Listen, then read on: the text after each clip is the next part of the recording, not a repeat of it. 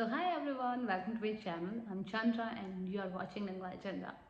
तो मैं ऑस्ट्रेलिया पहुंच चुकी हूँ एंड या today gonna share all of my experience कि क्या क्या मेरा एक्सपीरियंस रहा from India to Melbourne Australia. तो बेसिकली फर्स्ट ऑफ ऑल जो पूरी ये जर्नी थी बहुत ही रोलर कोस्टर वाली राइड थी guys. To be very honest मुझे लगा नहीं था इतनी प्रॉब्लम्स आएंगी, क्योंकि सबसे पहले क्या हुआ था कि फ़्लाइट डिले हो गई थी. देन मुझे मलेशिया के होटल में स्टे करना पड़ा और 1 बजे तक मुझे उन्होंने ट्रैवल अरेंज नहीं करवाया था. तो बहुत सारी प्रॉब्लम्स थी, बट मैं शुरू से एंड तक आपको बताऊंगी and you will get a lot of like positivity too. तो डोंट वरी एंड वीडियो को पूरा देखना. तो फर्स्ट ऑफ ऑल मेरी जो फ्लाइट थी वो 8 की थी, तो मैं 7 को ही अपने होम टाउन से दिल्ली आ चुकी थी. एंड दिल्ली में मेरी फ्लाइट का टाइम था 1:20. सबसे पहले इन्होंने क्या करा, मलेशिया एयरलाइंस ने 1:20 को चेंज करके कर दिया 1:35. दैट वॉज फाइन, चलो ठीक है. तो मुझे लगा 10-15 मिनट ही इन्होंने आगे बढ़ाया है. देन मैं मेरे मॉम डैड के साथ एयरपोर्ट बहुत टाइम से पहुंच गई थी. मैं पहुंच गई थी 10 बजे अराउंड ही पहुंच गई थी. और ऑफकोर्स मतलब मेरी फ्रेंड्स वगैरह कोई नहीं आए थे मुझे ड्रॉप वगैरह करने. मेरे सिर्फ मेरे मम्मी पापा थे मेरे साथ. तो मैं चाह रही थी कि मुझे थोड़ा और टाइम मिले उनके साथ स्पेंड करने को, बट मेरे पापा ने बोला कि जल्दी जल्दी जाओ. फिर बहुत मतलब भीड़ भी हो रही थी. तो अभी have just waited for 2 or 3 minute. मतलब मम्मा लोग को हक किया, पापा को हक किया, पैर छुए. थोड़ा सा इमोशनल भी हो गई थी. तो मतलब मुझे रोना भी आ रहा था उस टाइम पे कि मतलब अब मतलब बाहर जाना है तो कैसे होगा. तो वो मतलब थोड़ा सा ना मतलब ये मोमेंट थोड़ा सा इमोशनल होता ही है. तो बी स्ट्रॉन्ग. उस टाइम पे अगर बुरा लग रहा है तो लगना भी चाहिए. फिर मैं अंदर आ गई थी. फिर मेरे माइंड में था कि ओके, क्योंकि मेरी फर्स्ट फ्लाइट थी, मैं आज तक कभी फ्लाइट में भी नहीं बैठी और इंटरनेशनल फ्लाइट भी थी, तो काफ़ी चीज़ें थी. तो अंदर गई. फर्स्ट ऑफ ऑल मैंने कराया अपना ऑन बोर्डिंग के लिए जो बोर्डिंग पास लेते हैं वहाँ गई. मलेशिया एयरलाइंस का सेंटर ढूंढा, मतलब वो जिस उनका होता है ना स्पेसिफिक एयरलाइंस की, वो वहाँ पे डेस्क वगैरह लगे होते हैं. तो वहाँ पे मैं गई. वैसे अगर आपने ट्रैवल किया तो आपको कोई प्रॉब्लम नहीं होगा. तो सबसे पहले बैगेज देखा, वहाँ पे भी क्यू में खड़ा होना पड़ा, टाइम लगा. उस टाइम मुझे रोना ही आ रहा था, सच बताऊँ तो ना मुझे बुरा भी लग रहा था, बट तो बोर्डिंग पास भी लेना था. तो फटाफट गई, बैग वैग वेट किया. तो मैं बताती हूँ, सबसे पहले आपका क्वेश्चन होगा कि मैम बैग का वेट. तो मेरा जो बैग का वेट था ना, जो मेरे बड़े थे लगेज बैग्स, उसका अलाउ था 45, बट वो मेरा 44 ही जा रहा था. मैं घर से कम करके ले गई थी क्योंकि मुझे था अगर इन्होंने मुझसे पैसे मांग लिए फिर मतलब अगर 45 से ऊपर हो गया तो मैं ना कोई रिस्क नहीं लेना चाह रही थी. तो वहाँ पे मैंने इतना करा. और गाइज मैंने ना अपने बैग को रैप कर दिया था. एक क्लिंच फिल्म आती है, वो आप ले लेना. उससे क्या हो, पूरा बैग को रैप करना, क्योंकि बहुत गंदी तरीके से आपके बैग को इधर उधर शिफ्ट करता है, तो जिससे स्क्रैचेस नहीं आते. वो मैंने दोनों बैग पे लगाए थे. इसके अलावा उन्होंने मेरा जो कैबिन बैग था उसका वेट किया. वो वेट मेरा ना 9 kg पहुंचा था. मैंने चेक किया, बट उन्होंने मुझसे कुछ पैसे नहीं मांगे. इसके अलावा मेरे पास एक हैंड बैग था, मतलब गर्ल्स का पर्स या फिर आप लैपटॉप बैग रख सकते हो, जिसका वेट भी अराउंड मेरे हैंडबैग का ही जो वेट है वो 3-4 किलो था. मतलब सीधे सारे इलेक्ट्रॉनिक्स वगैरह उसमें थे. एक गलती मुझसे ये भी ना, जो मैं कैबिन बैग में बैग लेके गई थी ना, उसका खुद का ही वेट 2.5 किलो था. तो मतलब उसमें मेरा कुछ खास सामान भी नहीं आया, बट ठीक है, उन्होंने मुझसे कोई पेमेंट नहीं की. उसके बाद मैं अंदर गई. मतलब जैसे ही आप नेक्स्ट चेक पे जाओगे तो वहाँ पे सबसे पहले आपको एक सिक्योरिटी चेक होता है, वहाँ पे जाना होता है. तो वहाँ पे आप हमेशा क्या अपने मतलब डॉक्यूमेंट्स वगैरह कैरी करके जाना. तो जब वहाँ पे चल जाओगे, क्यू में होगा ना, बहुत सारे ऐसे ऑफिसर्स बैठे होते हैं वहाँ पे. तो आपको जाना है, किसी भी ऑफिसर के पास चल जाना है, 1 by 1 जाते हैं. वो वहाँ पे आपसे मांगेंगे आपका वीज़ा और आपका पासपोर्ट और आपकी टिकट. ये 3 चीज़ मांगेंगे. और ऑस्ट्रेलिया का तो जैसे आपको पता है वीज़ा उसका स्टैंप नहीं होता मतलब हमारे पासपोर्ट में, तो वो आपको पूरा कैरी करके लेके जाना है, उनको पूरा दिखा देना. उसके बाद वो क्या करेंगे, आपके वहाँ पे फोटो लेंगे, कैमरा होगा, दैट्स ऑल. वो कुछ नहीं पूछेंगे वहाँ पे. और आपको ये सारा सिक्योरिटी चेक करके अब आपको अंदर चले जाना है. उसके बाद गई सॉरी, इससे पहले जब आप सबसे पहले एयरपोर्ट में जाओगे, क्यों में खड़े होगे, बाहर मेन एंट्रेंस में दिल्ली के आपको अपना वीज़ा और अपना पासपोर्ट दिखाना है, दैट्स ऑल. ठीक है. उसके बाद ये मैंने प्रोसेस आपको बताया. आप सिक्योरिटी चेक से भी अंदर चले गए, जो अंदर वाला सिक्योरिटी चेक होता है. इसके बाद डायरेक्टली आपको ये देखना है, बहुत सारे वहाँ पे ना बड़ी बड़ी स्क्रीन्स होती हैं, आपको अपना फ्लाइट नंबर चेक करना है कि मेरी फ़्लाइट कौन सी है, कितने बजे जाने वाली है.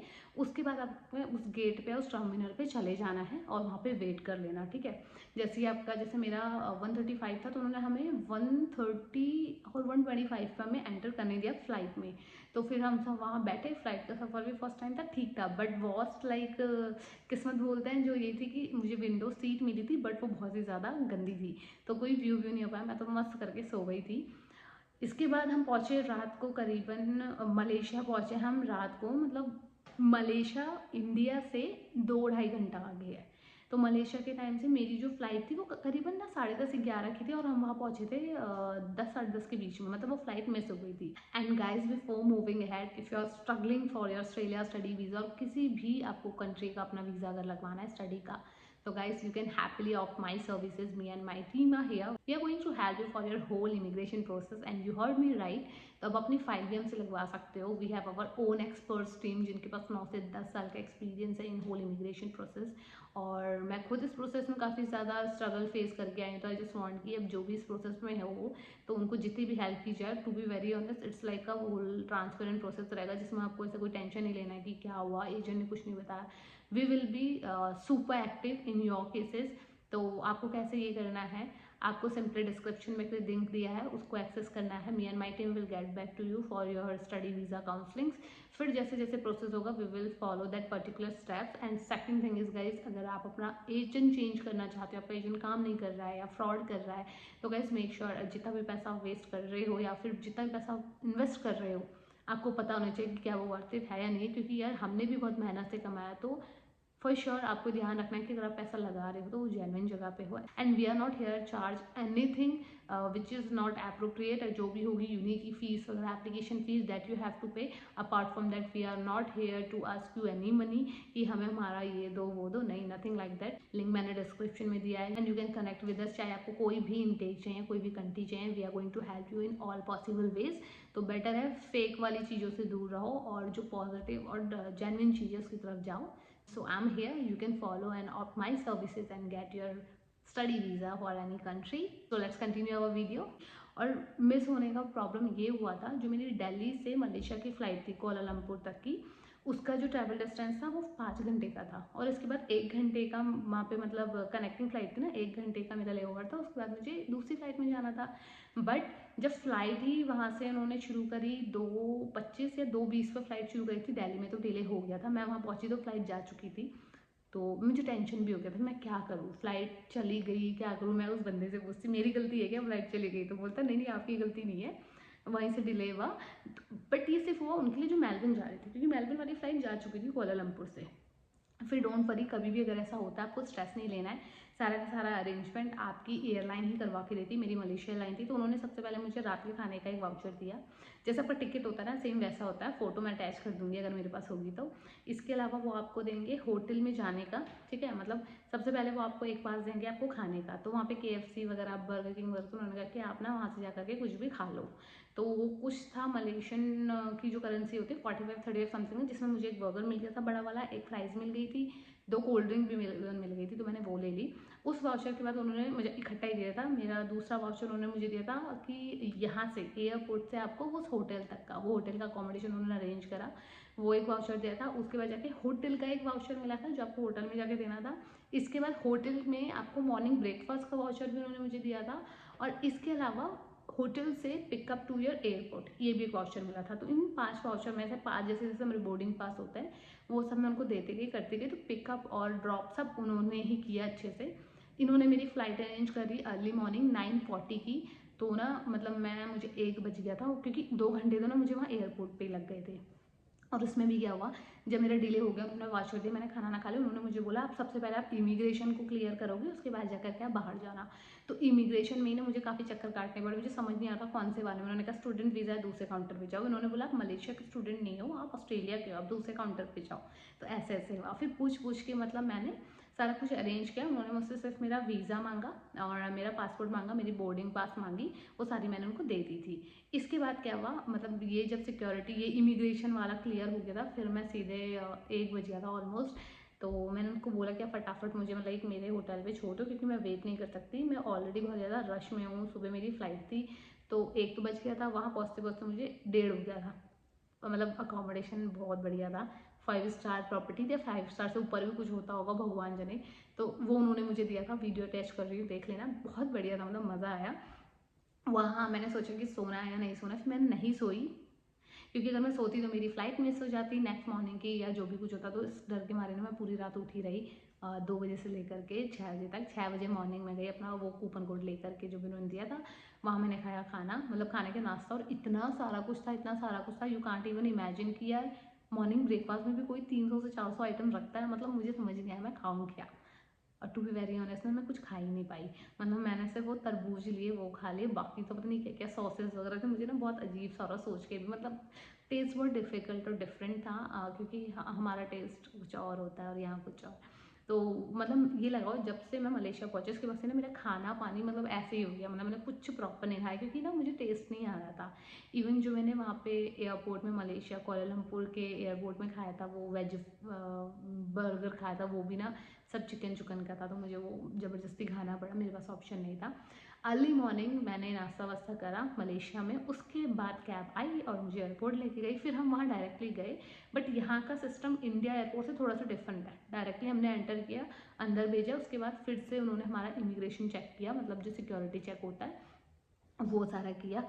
हाँ guys, I am really sorry, एक चीज़ मैं ऐड ऑन करना भूल गई। जब आप जाओगे ना, इंडिया से आओगे, तो जब आपका इमिग्रेशन वाला सिक्योरिटी चेक हो जाएगा, उसके बाद ना सिक्योरिटी चेक के बाद आपको ना अपने वो बैग्स नहीं होते हैं, वो अपने हैंड बैग में जितना भी आपका इलेक्ट्रॉनिक का सामान है वो सारा वहाँ पे ट्रे दिखेगी, उस ट्रे में आपको सारा इलेक्ट्रॉनिक, कुछ लिक्विड है, लिपस्टिक ये सारा बाहर निकाल देना, सारा कुछ, और सब कुछ डालना उस मशीन पे। ऐसा नहीं कि आप अपने पास अगर आपने शॉल भी लिया ना, वो शॉल भी आपको उतार के देनी पड़ेगी।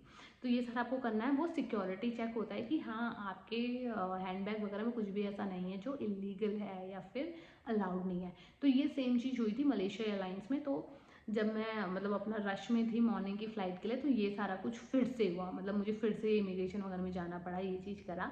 उसके बाद जा कर के एट द एंड फटाफट से गेट के लिए एंट्री हुई, वहाँ पे भी सिक्योरिटी वगैरह उन्होंने सारी ली, और उसके बाद हमें फ़्लाइट में मतलब एंटर किया। 9:40 की फ़्लाइट थी, 9:30 पे उन्होंने अलाउ कर दिया था।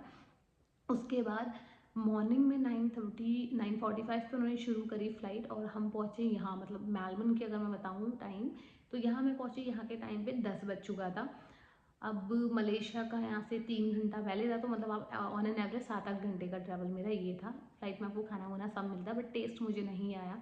किसी और को पसंद है तो खा सकता है, तो ठीक था। मतलब मेरा इतना बुरा एक्सपीरियंस था, बट हाँ खाने में मैंने बड़ा स्ट्रगल किया है टिल नाउ। मतलब अभी भी मुझे ऐसा लगता है कि मैं क्या खाऊँ क्या खाऊँ। उसके बाद जाके 10:10 पे मैंने गाइज मतलब एयरपोर्ट से बाहर निकली, और मैंने की यहाँ से, आप ऊबर भी कर सकते हो और टैक्सी भी कर सकते हो।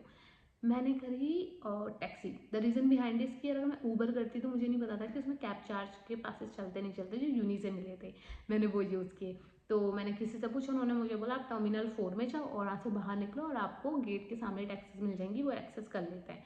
तो फिर एक मतलब किसी की टैक्सी थी, वो पंजाबी थे, इंडियन, उनको 10-15 साल यहाँ हो गए। उन्होंने बोला कि हाँ वो एक्सेप्ट कर लेंगे, क्योंकि मुझे, मैं भी नई नई थी तो मुझे टेंशन था होगा नहीं होगा। ये वेस्ट में पड़ता है ऑस्ट्रेलिया के, मतलब मेलबर्न में वेस्ट साइड पड़ता है, और यहाँ से सिटी 40-45 मिनट्स दूर है, बट रीज़नेबल था तो मैं यहीं आ गई। और ये मैंने गमट्री से देखा था अपना अकोमोडेशन, तो गाइज थोड़ा सा सल हुआ था अकोमोडेशन के लिए, बट मुझे अच्छा मिल गया एट द एंड।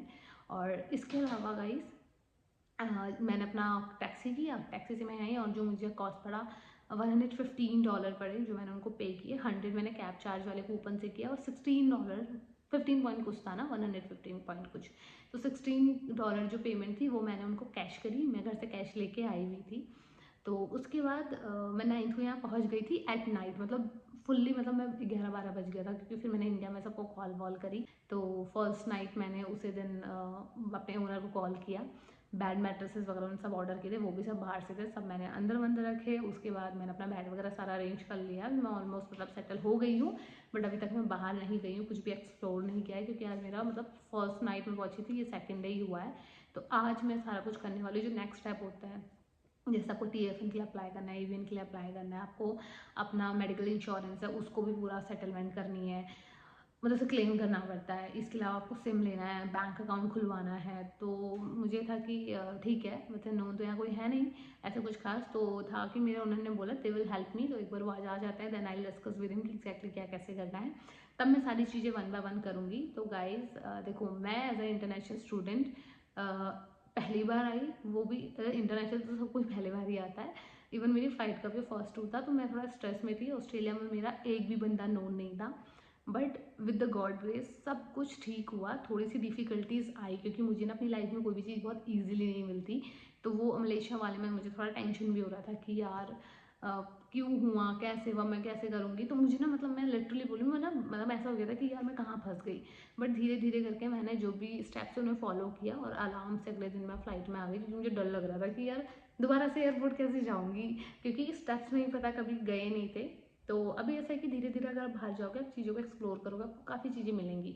तो ऐसे स्ट्रेस मत लो कि यार कुछ हो नहीं रहा, आप क्या करोगे, सब कुछ ईजिली हो जाता है। तो मेक श्योर कि आप अपने अच्छे कनेक्शंस बना के आओ, अकोमोडेशन अपना रेडी करो, तो आओगे तो बहुत बेनिफिशियल होगा। अगर अकोमोडेशन नहीं तो आपको स्ट्रगल करना पड़ेगा।